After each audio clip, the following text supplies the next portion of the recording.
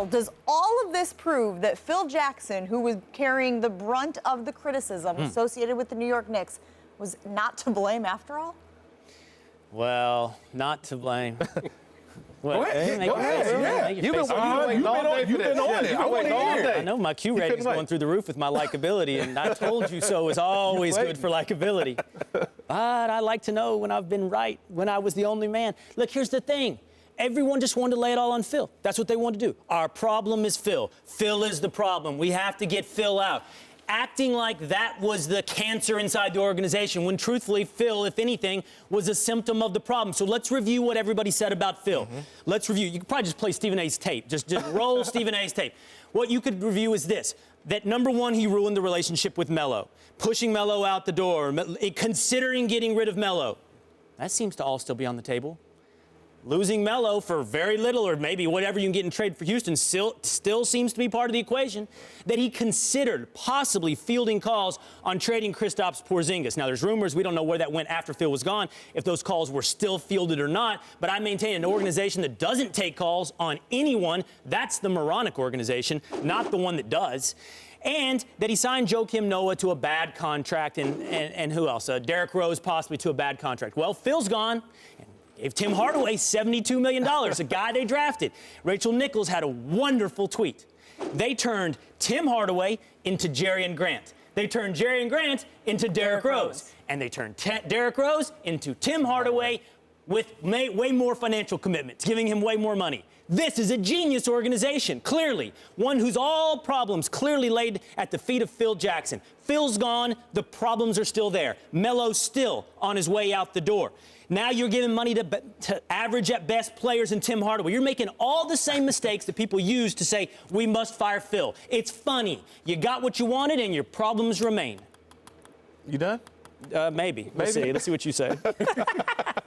I'm glad that you focused on the last year to 18 months, because I go back further when you think about what Phil has done to the New York Knicks. Who hired Derek Fisher as the coach? Who hired him? Was that James Dolan or was that Phil Jackson? That gave Derek Fisher 5 years, $25 million to be the head coach of the Knicks. Derek Fisher lasted a year and a half. That's gone. Who brought the triangle to the New York Knicks?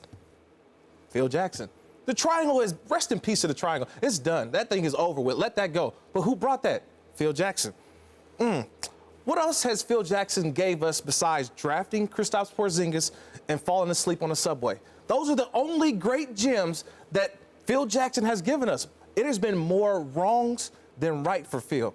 So to me, yes, he has a lot to blame for what is going on in New York. It was like, oh, Phil's gone, you see what? No, he was a part of this just as much as everyone else will. I will say this. Carmelo Anthony had a winning record before Phil got there, while Phil was the president of basketball operations with 80 and 166. Yeah. I mean, pretty bad. Pretty horrible situation. And here's the main problem that I have with Phil Jackson. Wasn't a hard worker. He wasn't out there. He was stealing from the organization. I mean, he got paid $12 million a year. A lot of money. And you're talking about the president of basketball operations not going out on the road scouting, looking at these different players, but, delegating to other people. For $12 million a year, you should be out there doing almost everything, okay?